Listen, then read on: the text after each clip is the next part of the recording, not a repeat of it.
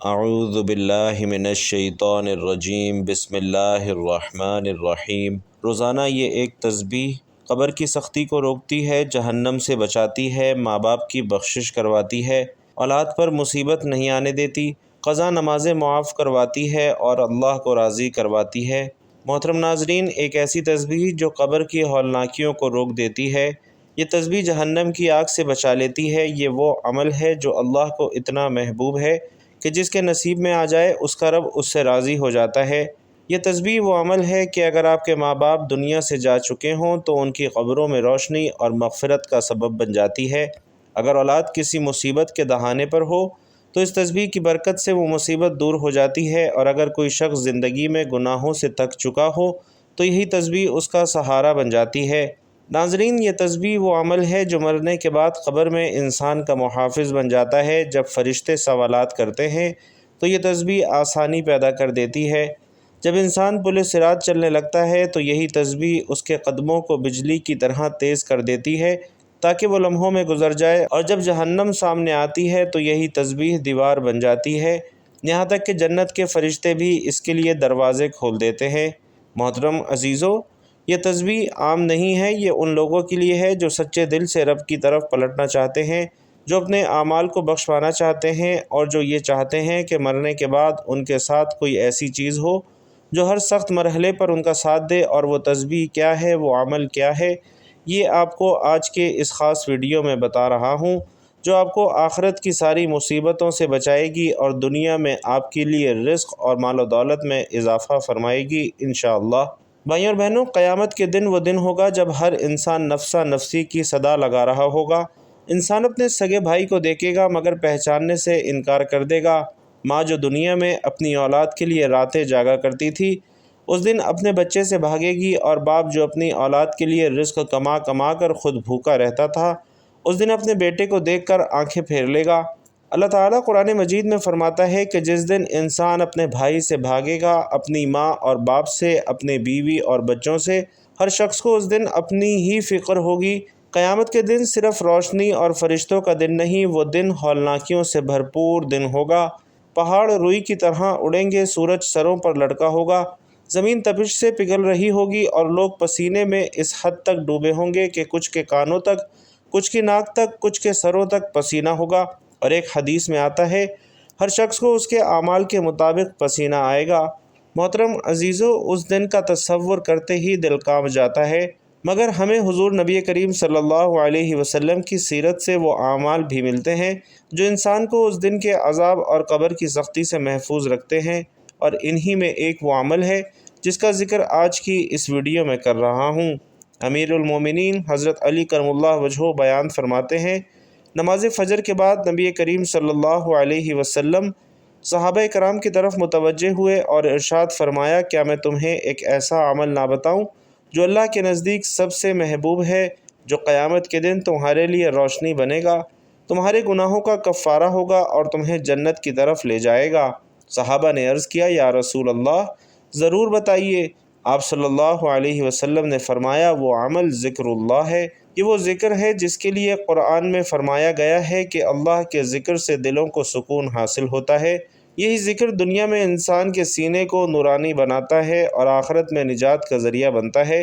ایک روایت میں آتا ہے کہ حضرت ابو ہریرہ رضی اللہ تعالی عنہ فرماتے ہیں کہ نبی کریم صلی اللہ علیہ وسلم نے فرمایا کہ جو شخص صبح کے وقت 100 مرتبہ سبحان اللہ و بحمدہ پڑھتا ہے، اس کے سارے گناہ معاف کر دیے جاتے ہیں، چاہے وہ سمندر کی جھاگ کے برابر ہی کیوں نہ ہو۔ اسی طرح حضرت فاطمہ الزہرا رضی اللہ تعالی عنہا کو جب مشقت ہوئی تو رسول اللہ صلی اللہ علیہ وسلم نے ان کے لیے کوئی نوکر یا خادم نہیں دیا، بلکہ فرمایا کہ سونے سے پہلے 33 مرتبہ سبحان اللہ، 33 مرتبہ الحمدللہ، 34 مرتبہ اللہ اکبر پڑھا کرو، یہ تمہارے لیے خادم سے بہتر ہے۔ محترم عزیزوں، ذکر اور اذکار صرف زبان کی حرکت نہیں بلکہ دل کی توجہ کا نام ہے۔ جو لوگ دنیا میں صبح شام کے ذکر کے اذکار کے پابند ہو جاتے ہیں، ان کے چہروں پر نور آ جاتا ہے، ان کی زندگی میں سکون اتر آتا ہے، اور ان کے گھروں میں خیر و برکت کا نزول ہونے لگتا ہے۔ یہی ذکر موت کے بعد قبر میں انسان کا ساتھی بن جاتا ہے۔ حضرت براء بن عازب رضی اللہ تعالی عنہ روایت کرتے ہیں نبی کریم صلی اللہ علیہ وسلم نے فرمایا، جب بندے کو قبر میں رکھ دیا جاتا ہے اور وہ اپنے ساتھیوں کی جوتیوں کی آہٹ سنتا ہے تو اس وقت اگر وہ مومن ہو تو نماز اس کے سرہانے آ جاتی ہے، روزہ دائیں طرف، زکوٰۃ بائیں طرف اور دیگر نیک اعمال پاؤں کی طرف آ جاتے ہیں۔ جب فرشتے سوال کرنے آتے ہیں تو یہ ہر طرف سے یہ اعمال اس کا دفاع کرتے ہیں۔ اور یاد رکھیے ناظرین کہ جس شخص کے پاس دنیا میں اعمال کی طاقت ہوگی وہ قیامت کے دن پرسکون رہے گا۔ حضرت عثمان رضی اللہ تعالی عنہ جب کسی قبر کے پاس کھڑے ہوتے تو اتنا روتے کہ ان کی داڑھی مبارک بھیگ جاتی۔ جب ان سے پوچھا گیا کہ جنت اور دوزخ کا ذکر سن کر آپ اتنا کیوں روتے ہیں تو آپ نے فرمایا کہ قبر آخرت کی پہلی منزل ہے، جو اس سے بچ گیا وہ آگے بھی بچ جائے گا، اور یہی وجہ ہے کہ حضور نبی کریم صلی اللہ علیہ وسلم نے صحابہ کرام کو قبر اور قیامت کی ہولناکیوں سے بچنے کے لیے اذکار اور تسبیحات کا تحفہ دیا تھا۔ بھائیوں اور بہنوں، انسان جب دنیا سے رخصت ہوتا ہے تو اس کے ساتھ نہ کوئی مال جاتا ہے، نہ جائیداد، نہ عہدہ، نہ شہرت۔ قبر میں صرف اس کے اعمال ساتھ جاتے ہیں، اور یہی اعمال اس کے لیے روشنی، حفاظت اور نجات کا ذریعہ بنتے ہیں۔ اگر اعمال نیک ہوں تو قبر باغوں میں سے ایک باغ بن جاتی ہے، اگر اعمال گناہوں سے بھرے ہوں تو قبر جہنم کے گڑھوں میں سے ایک گڑھا بن جاتی ہے۔ قرآن مجید میں فرمایا گیا ہے کہ ہر شخص کو موت کا مزہ چکھنا ہے، اور تمہیں تمہارے اعمال کا پورا بدلہ قیامت کے دن دیا جائے گا۔ بس جو جہنم سے بچا لیا گیا اور جنت میں داخل کر دیا گیا وہی کامیاب ہوا۔ قبر کی پہلی رات ہی وہ مقام ہے جہاں سے انسان کے دائمی ٹھکانے کا آغاز ہوتا ہے۔ نبی کریم صلی اللہ علیہ وسلم فرماتے ہیں، قبر یا تو جنت کے باغوں میں سے ایک باغ ہے یا جہنم کے گڑھوں میں سے ایک گڑھا ہے، اور اگر بندہ نیک ہو تو قبر کشادہ ہو جاتی ہے، روشنی سے بھر جاتی ہے، اور اس کے ساتھ ایک خوبصورت شکل والا نیک عمل آ کر اس کا ساتھی بن جاتا ہے، اور اگر بندہ بد اعمال ہو تو قبر تنگ ہو جاتی ہے، اس پر اندھیرا چھا جاتا ہے، اور اس کے ساتھ بدترین شکل والا گناہوں کا بوجھ اس کا عذاب بن جاتا ہے۔ اس لیے جب ہم یہ تسبیح کرتے ہیں جس کا ذکر ہم آخر میں کریں گے تو یہی تسبیح قبر کے اندر روشنی بن کر ہمارے ساتھ اترتی ہے۔ نبی کریم صلی اللہ علیہ وسلم فرماتے ہیں، جب بندہ قبر میں رکھا جاتا ہے تو اگر وہ ذکر الہی کا عادی ہوتا ہے تو قبر کہتی ہے، مرحبا اے پاکیزہ روح، تیرے لیے میری گہرائی خوشبو سے بھری ہو جائے گی، تیرے لیے کشادگی کر دی جائے گی، تیرے لیے نور بچھا دیا جائے گا۔ اور اگر وہ گناہوں کا عادی ہو تو قبر کہتی ہے، تو میرے لیے ناپاک ہے، تیرے لیے تاریکی ہوگی، تیرے لیے عذاب ہوگا۔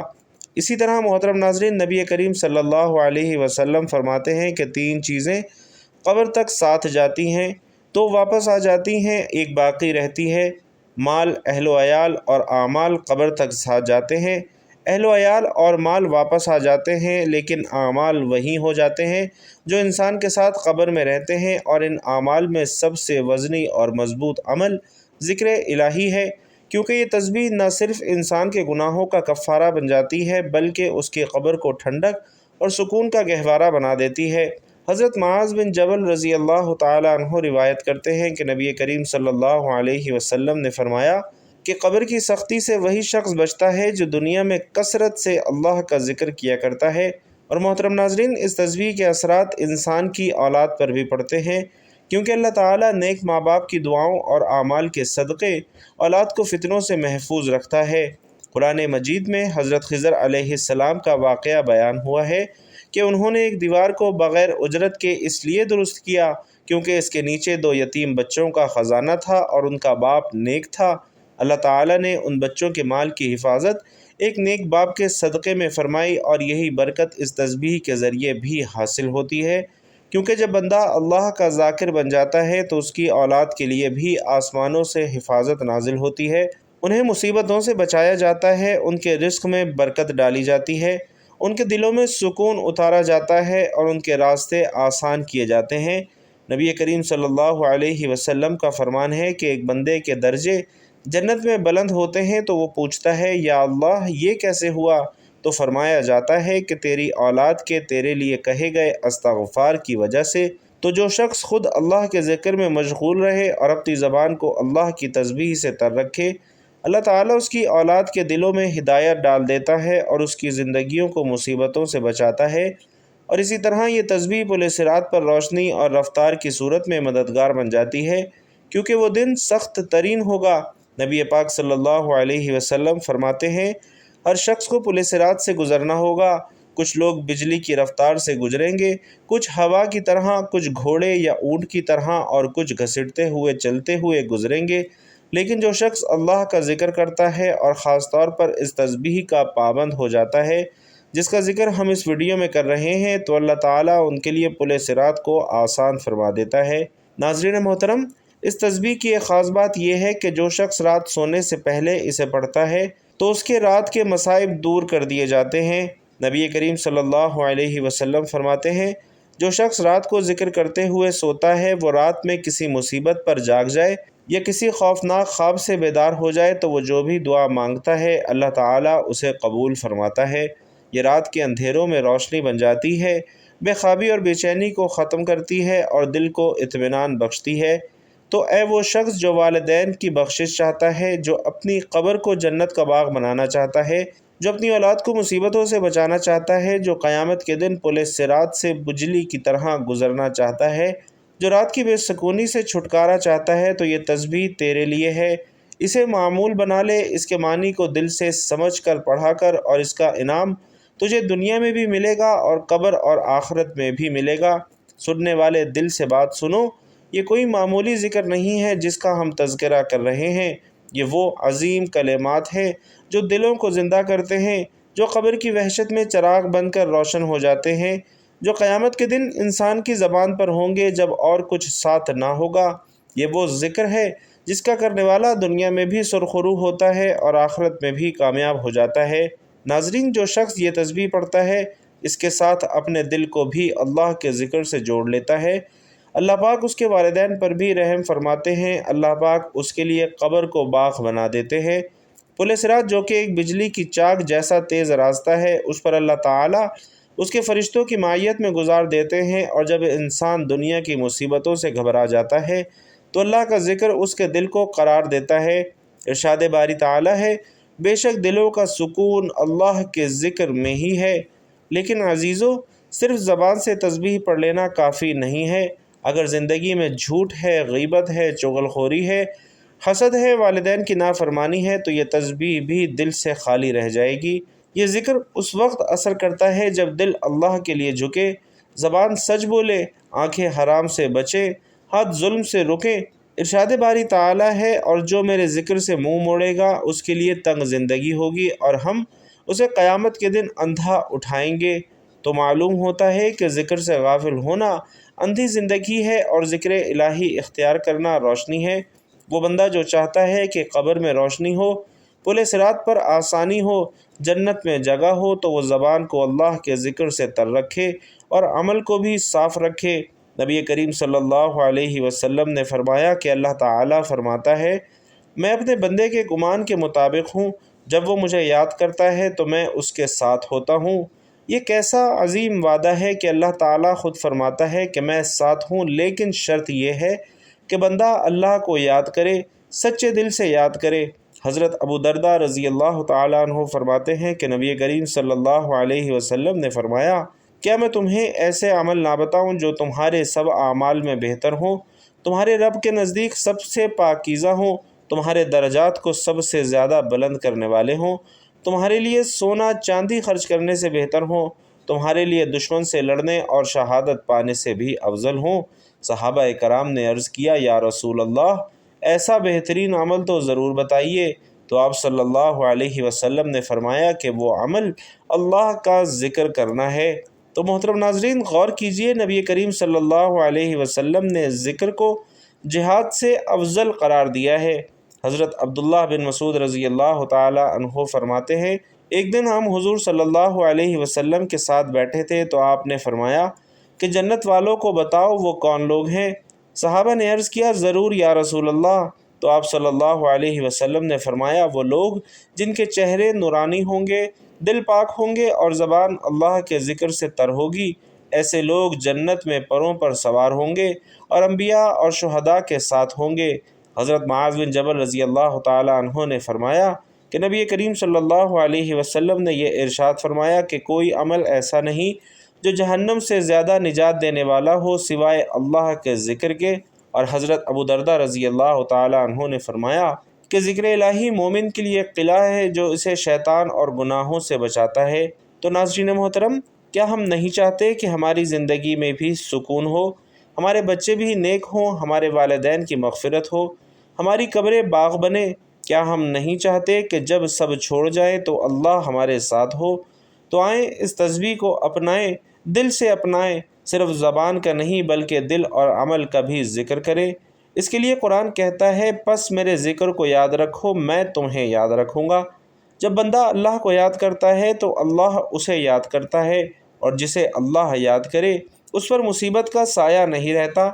ناظرین محترم، صحابہ کرام رضوان اللہ تعالی علیہم اجمعین کی زندگیوں پر غور کریں تو پتہ چلتا ہے کہ وہ صرف نماز گزار نہیں تھے بلکہ وہ ہر وقت ذکر میں مشغول رہتے تھے۔ حضرت بلال رضی اللہ تعالی عنہ کو اذان کی خدمت ملی کیونکہ ان کا دل ذکر سے بھرپور تھا۔ حضرت ابو ہریرہ رضی اللہ تعالی عنہ دن میں ہزاروں مرتبہ اللہ کا ذکر کرتے۔ حضرت عمر رضی اللہ تعالی عنہ فرماتے تھے کہ میں صبح کے وقت اللہ کا ذکر نہ کروں تو دن میں برکت نہیں آتی تھی۔ نبی کریم صلی اللہ علیہ وسلم خود اللہ کے ذکر میں سب سے زیادہ رہنے والے تھے۔ آپ صلی اللہ علیہ وسلم فرمایا کرتے تھے کہ میں ایک دن میں 70 مرتبہ سے زائد استغفار کرتا ہوں اور دل اللہ کی طرف رجوع میں رہتا ہے۔ بس جو لوگ چاہتے ہیں کہ اللہ ان کی دعائیں سنے، ان کی راتیں پرسکون ہوں، ان کی قبریں جنت کی گود بنے، اس کے والدین کی بخشش کا سامان ہو اور ان کی اولاد نیکی کی طرف مائل ہو، تو وہ یہ تسبیح پڑھنے کے ساتھ ساتھ زندگی کو بھی اللہ کے لیے ڈھالے، تبھی یہ تسبیح ان کی زندگیوں کو بدلے گی انشاءاللہ۔ تو محترم ناظرین، قیامت کے آثار ہمارے سامنے آ چکے ہیں۔ دن بدن دل سخت ہوتے جا رہے ہیں، رزق سے برکت اڑتی جا رہی ہے، گھروں میں سکون نہیں رہا، قبروں میں روشنی نہیں، دعاؤں میں اثر نہیں، اور ہم پھر بھی غافل ہیں۔ ہم میں سے کتنے لوگ ہیں جو یہ چاہتے ہیں کہ ان کے والدین کی مغفرت ہو، ان کی قبر جنت کا باغ بنے، ان کی زندگی سکون سے بھر جائے اور قیامت کے دن ان کا پل صراط سے گزرنا بجلی کی طرح آسان ہو، اور موت کے بعد جب اندھیری رات ہو، قبر تنہا ہو، کوئی ساتھی نہ ہو، تو صرف اللہ کا ذکر ہمارے ساتھ ہو۔ تو آئیے جانتے ہیں آج کی اس بابرکت تسبیح کے بارے میں۔ یہ تسبیح کسی وقت کی پابند نہیں ہے، نہ کسی خاص جگہ کی حاجت ہے۔ آپ یہ چلتے پھرتے اٹھتے بیٹھتے کسی بھی نماز کے بعد جب جہاں جیسے آپ کو وقت ملتا ہے آپ پڑھ سکتے ہیں، بس نیت صاف ہو، دل اللہ کی طرف جھکا ہو، تو انشاءاللہ یہ تسبیح ہماری زندگیوں کو خوب نفع دے گی۔ سب سے پہلے نبی کریم صلی اللہ علیہ وسلم کی ذات اقدس پر درود پاک کا نذرانہ پیش کرنا ہے۔ اللہم صلی علی محمد وعلی آل محمد کما صلیت علی ابراہیم وعلی آل ابراہیم انک حمید مجید۔ اللہم بارک علی محمد وعلی آل محمد کما بارکت علی ابراہیم وعلی آل ابراہیم انک حمید مجید۔ اب آپ نے ایک تسبیح یعنی 100 مرتبہ تیسرے کلمے کی ورد کرنا ہے، جو کہ ہے سبحان اللہ والحمد للہ ولا الہ الا اللہ واللہ اکبر۔ اس کلمے کی آپ نے ایک تسبیح مکمل پڑھنی ہے، یعنی 100 مرتبہ آپ نے یہ کلمہ سبحان اللہ والحمد للہ ولا الہ الا اللہ واللہ اکبر پڑھنا ہے۔ نبی کریم صلی اللہ علیہ وسلم کا فرمان عالی شان ہے کہ یہ کلمات میرے لیے دنیا اور ما فیہا سے بہتر ہیں۔ یہ وہ کلمات ہیں جن کے ذریعے قبر کے اندھیرے روشنی میں بدل جاتے ہیں، اور یہ وہ ذکر ہے جس سے قیامت کے دن میزان میں وزن بھرا جاتا ہے۔ جو شخص ان کو 100 مرتبہ روز پڑھے، اللہ اس کے والدین کی قبریں روشن فرما دیتا ہے، اس کے رزق میں برکت عطا فرماتا ہے، اور سب سے بڑھ کر یہ کہ اللہ اس سے راضی ہو جاتا ہے۔ اب دوسرا ورد یہ کرنا ہے کہ آپ نے اللہ کے صفاتی ناموں میں سے ایک ایسا نام 100 مرتبہ پڑھنا ہے جو کہ مغفرت کا سبب بنتا ہے۔ اللہ کا صفاتی نام یا غفارو یعنی بہت زیادہ معاف کرنے والا، اس نام کا ورد آپ نے 100 مرتبہ کرنا ہے، یعنی اس کی بھی ایک تسبیح مکمل کرنی ہے۔ اس نام کی فضیلت یہ ہے کہ قرآن مجید میں اللہ تعالیٰ فرماتے ہیں اور بے شک میں بہت بخشنے والا ہوں۔ اس کے لیے جو توبہ کرے اور ایمان لائے اور نیک عمل کرے پھر ہدایت پر قائم رہے، اس نام کے پڑھنے سے دل کے گناہ دھلتے ہیں، اللہ کی مغفرت کے دروازے کھلتے ہیں۔ نبی کریم صلی اللہ علیہ وسلم فرماتے ہیں کہ جو بندہ سچے دل سے یا غفارو کہتا ہے، اللہ اس کے 70 بڑے گناہ بھی معاف فرما دیتا ہے۔ تو اللہ تعالیٰ کا یہ صفاتی نام پڑھنے کے بعد آپ نے آخر میں ایک مرتبہ پھر درود ابراہیمی پڑھنا ہے اور اللہ کا شکر ادا کرنا ہے کہ اس نے آپ کو یہ توفیق دی کہ آپ نے اس عظیم تسبیح کا اہتمام کیا۔ تو بھائیوں اور بہنوں، اس تسبیح کو اپنے روز کا معمول بنا لیجئے۔ انشاءاللہ اس کے معجزات اور کرشمے آپ خود اپنی آنکھوں سے دیکھنا شروع ہو جائیں گے۔ اللہ کریم سے دعا ہے کہ میرا سنانا اور آپ کا سننا اپنی بارگاہ میں قبول و منظور فرمائے، آمین یا رب العالمین۔ ناظرین کرام، اللہ تعالیٰ کے 99 ناموں میں سے کوئی بھی ایک نام کمنٹ باکس میں ضرور لکھیے گا۔ اللہ رب العزت آپ سب کا حامی و ناصر ہو، آمین یا رب العالمین۔